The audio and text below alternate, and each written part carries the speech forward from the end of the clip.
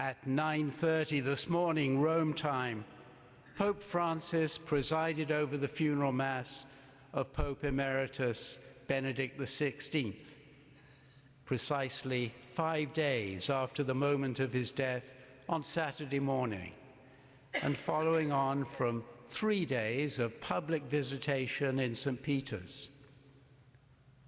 We knew, of course, that this day would come, sooner or later.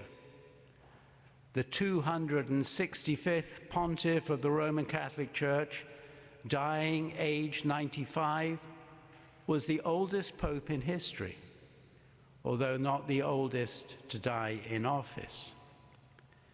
And at 78 in 2005, was one of the oldest to be elected, prompting his resignation less than 8 years later.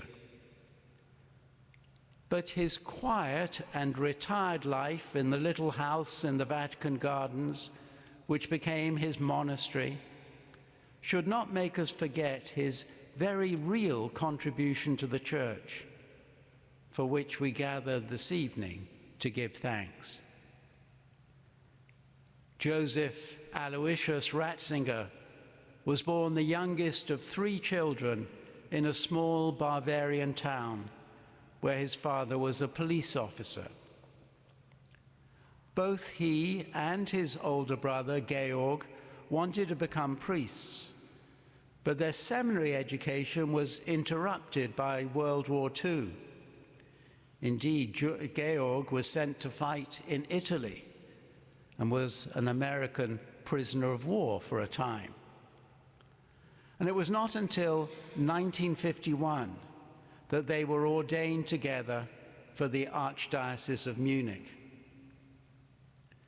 Joseph then took an academic path, completing a doctorate and teaching theology at a number of German universities for the next 25 years, even being considered quite a liberal in those days, because he understood that we can always look deeper into the mystery of God. We can always discover more. His research, though, was always within the context of his love for and loyalty to the Church. Rather surprisingly, for a man with no pastoral experience, Pope Paul VI appointed him Archbishop of Munich in 1977, and shortly afterwards named him as a cardinal. In fact, Pope Benedict was the last surviving cardinal from Pope Paul's time. He struggled a little as a bishop of a huge diocese, but he only served for 4 years, because in the providence of God, it was simply a preparation for the next step. Pope John Paul II, who was elected in October 1978, chose Joseph Ratzinger to be the head of the Congregation for the Doctrine of the Faith.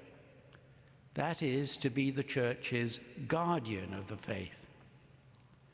While John Paul traveled extensively, Cardinal Ratzinger stayed in Rome as the Pope's right-hand man.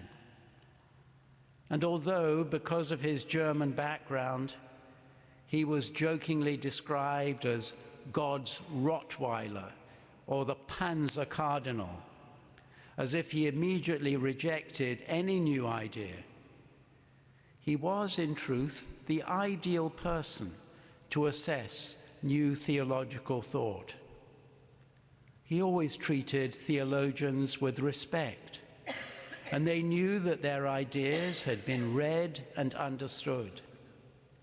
Gently, he would show them where they had strayed too far from the tradition of the Church, while trying always to preserve what was good in their writings. So it was that he served quietly as a highly important but hidden Vatican functionary for nearly 25 years, begging at the age of 75 to be able to retire and go back to Germany and continue writing books, just quietly. It was not to be. Pope John Paul II was in poor health by then, and he needed a man he could trust absolutely to guide his decisions. And then when the Pope died in 2005, very quickly, on just the second day, Joseph Ratzinger was elected as the new Pope, taking the name of Benedict to honor the father of monasticism in the Western Church, whose Benedictine monks had preserved Christian civilization through the Dark Ages. In spite of then being 78, he followed Pope John Paul in traveling a good deal. He visited 29 countries in the course of his 8 years of service and made 30 pastoral visits within Italy, the last being to the sanctuary of Loreto. He continued to write. His words at the general audiences became books, the most important of which was Jesus of Nazareth, a detailed examination of the witness of the Gospels with the stated purpose of fostering in the reader the growth of a living relationship with Jesus Christ. And his encyclicals on love, hope, and faith, the last of which was completed by Pope Francis, brought us back to those fundamental virtues. And finally, he did one of the most courageous acts of his life. As a lover of tradition, he knew that popes continue to serve until death. He knew that no pope had voluntarily stepped down since Celestine V in 1294. And yet, out of love and concern for the Church, on February the 11th, 2013, he announced to the assembled cardinals that he would leave office on account of his advancing years and poor health. A month later, Pope Francis was elected. This morning, at the funeral in St. Peter's Square, Pope Francis spoke of Pope Benedict's wisdom, tenderness, and devotion. He was wise. God gave him the gift of great intelligence, which he used to encourage others in the faith. He was tender. There was a great innocence and gentleness about him. And he was devout. The day before he was elected, he said to the cardinals, "An adult faith is not a faith that follows the trends of fashion and the latest novelty. A mature adult faith is deeply rooted in friendship with Christ.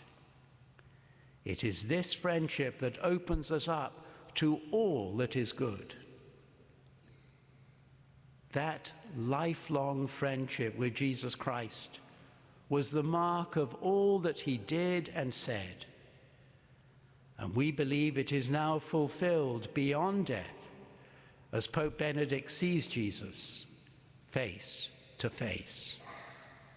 Amen.